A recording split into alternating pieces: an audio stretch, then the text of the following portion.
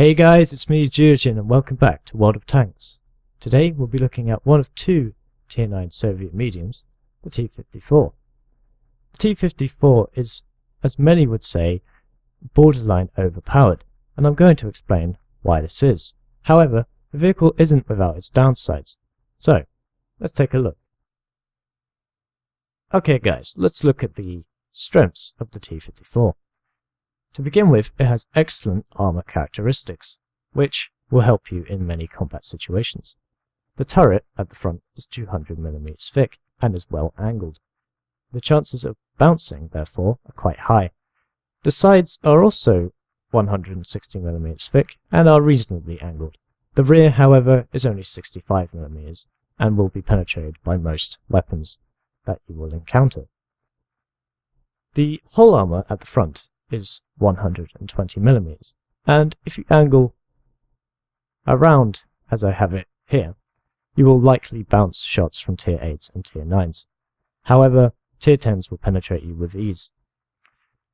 If you overangle, however, you will show your side armor, which is only 80mm and is quite flat, and you will therefore be penetrated. The rear armor as well is only 45mm and is also flat, and you will not be bouncing anything there. The second main strength of the T-54 is its mobility, and that is thanks to its top engine, which has 700 horsepower.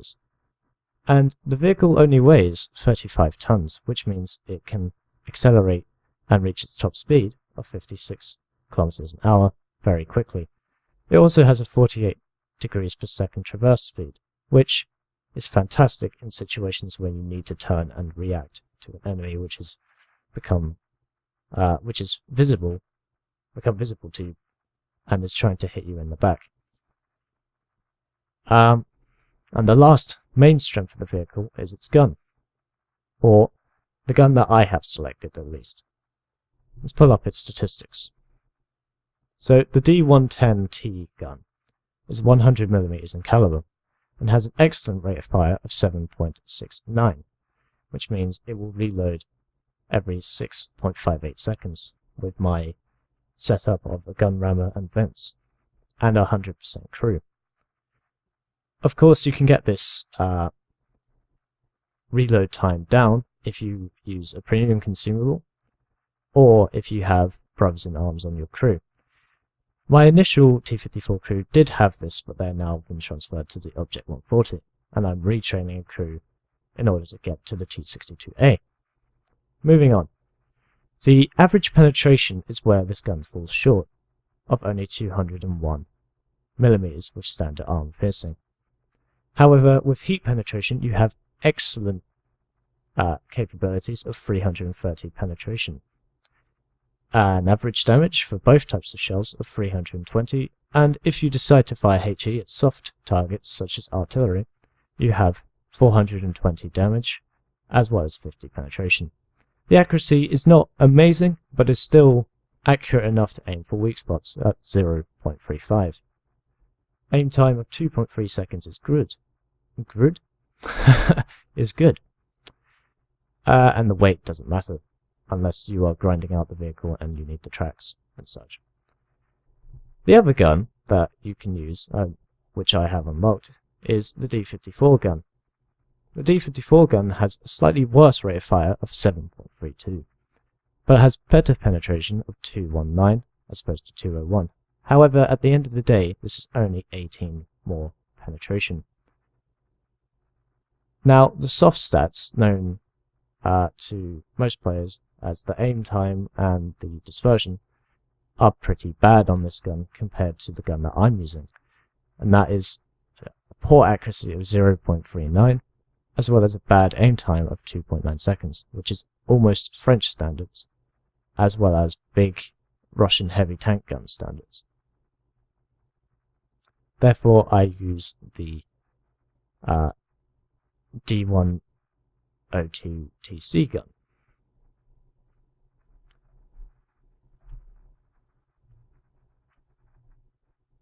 So that was an overview of the T-54's strengths. But what about its weaknesses? The T-54, like many Soviet vehicles, has a lack of gun depression. Or, in other words, it can't move the gun, it can't depress the gun, it can't move it down. This is a problem because when you're trying to fight on hills, the enemy with greater gun depression has the advantage.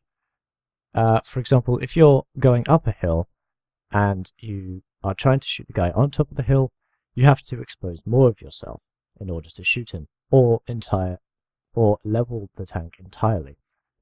This is a problem because A, it takes a long time, and B, they'll be able to shoot you in your lower plate, which is generally quite weak.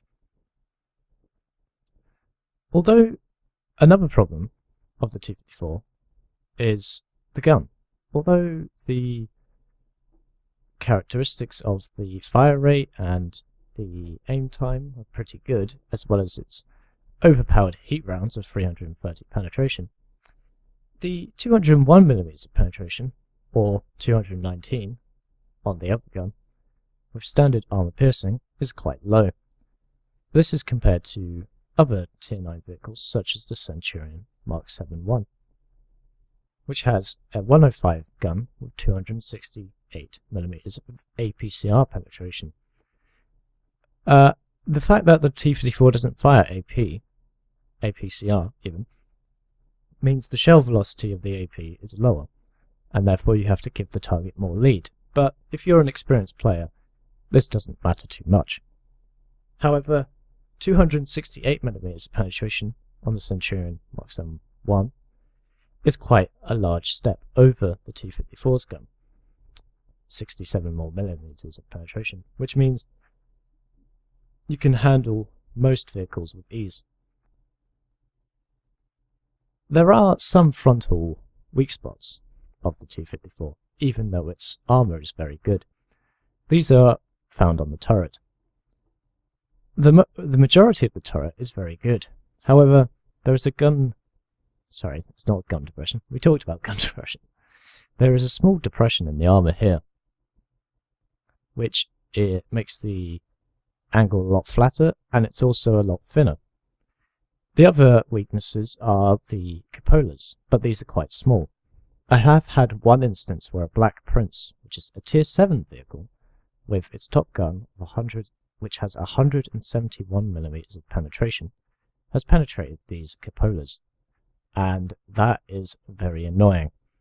However, like I say, these are quite small, and you have to hit the flattest part of the cupola in order to penetrate it. So most of the time, enemies will have a hard time doing so. Anyway guys, let's take a look at a replay.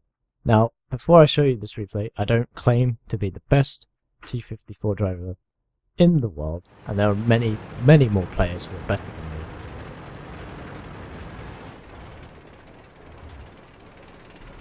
Okay guys, welcome to the replay. We're on Himmelsdorf in a Tier 9 game with 5 Tier 9s on each side. We spawned from the south and I decided to head down the hill to the 7 line.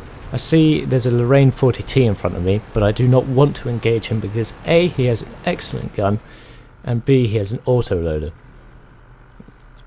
So I pull back, and thirdly, I don't know if any of his friends are coming. I break contact with him and see if I can get a side shot by using this window and only exposing my turret. I do get a side shot and he drives past. I drive back. I'm still alone here, and I come back to the same position I was in, whilst looking to the left for some strange reason, and I can't remember why. I go forward to see if I can get an angle on the Lorraine. He's still there, and I'm waiting for him to make a mistake. The hill on the right hand side on the map kind of looks a bit precarious, and I see if AMX 1375. However, he's pulled behind cover. Now an IS-3 has joined me, and he's a stock IS-3 unfortunately for him. I see a shot on the Lorraine, but I still think, oh, and there I take a Panther hit. I was going to take that shot on the Lorraine, but I think the angle would have been an auto bounce. Now, having re-looked at this replay, I kind of feel silly for not helping that IS-3, because he gets clipped to death by the Lorraine. I get some nice fire support from the Charioteer with his excellent gun, and now this Tiger P comes to engage me. I put a shot in his lower plate. 201 penetration is still enough for a lower plate, and he ignores me for some reason, and I track him with this great rate of fire. And the mobility means I can get around him and finish him off, and that's kill number 1. We're up to 1300 damage done. This Panther has a good rate of fire, and his gun has 198 penetration, which can easily go through the sides, but his mobility isn't as good as ours. We're having some assistance from his Charioteer again, and a T-54-3 comes and finishes him off. We're now almost up to 2000 damage with 7 shots. Now, I see there's a chance for me to help my allies on the hill because they desperately need it. They are outnumbered quite heavily, and this road is clear. So using the great mobility and the 700 horsepower engine, I power up this hill at about 35 kilometers an hour until you get to this bit. But still, other tanks would struggle getting up this hill as well. Only lights would get up here faster, and comparable mediums. So in the earlier sections you saw how good the rate of fire was, and how the lack of penetration wasn't really an issue. And now we see 4 enemy tanks in front of us. I take a shot at the one with lowest health, finish him off. The ST-1 turns his turret to shoot at me, but then my E-75 knocks him out. I get hit by a Tiger II, and I hit his lower plate. Again, 201 penetration. T-54 E1 comes to take a shot at me. I use this cover from an enemy vehicle. I think it was a T-34. I get tracked again by the Tiger II, and now I track this T-54 and put 1 shot into him, 2 shots into him,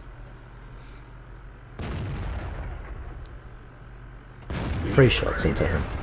A great rate of fire. And now we can just keep this guy tracked again and again. I take a hit from the Tiger II. I wasn't really paying attention to him. This T-54 thinks he can try and shoot me, and again the Tiger hits me in the track. Now this guy is all out of friends. Put 1 in his side, and the last one into his lower plate. And that was my contribution to this game. 3 kills, 4,651 damage, and the last target is another T-54, but I will not get down there in time. But all in all, a good game for us. Shame about this AFK M41.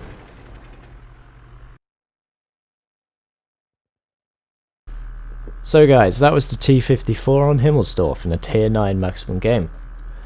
In that replay you saw great strengths of the T-54, helped by the fact that Himmelsdorf is also quite a flat map, meaning the gun depression is not really an issue unless you're fighting on the hill directly as you're coming up. But I wasn't, so it didn't matter. You saw its great mobility, you saw how good the gun performance is, and even with 201 penetration you can still do a great amount of damage. Now don't let people in World of Tanks tell you that you have to, or you should use heat ammunition because it just has an insane amount of penetration. Heat does come with its drawbacks. It doesn't like sloped surfaces, for instance, as well as spaced armor.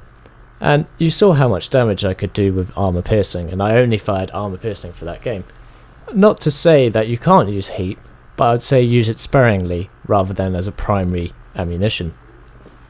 What do you think of the T-54 though? Do you think it's overpowered? Or do you think it's balanced in other ways? Anyway, I've been Geogen, this has been World of Tanks and the T-54. I hope you guys enjoyed, and I'll see you next time. Hey guys, it's Geogen here. I see you made it to the end of the video. Thank you very much. If you enjoyed the video, please be sure to leave a like and a comment, as it really helps me see what people like. Subscribing is also a real bonus. Have you checked out my other videos? I'm sure you'll like them, and I'll see you very soon.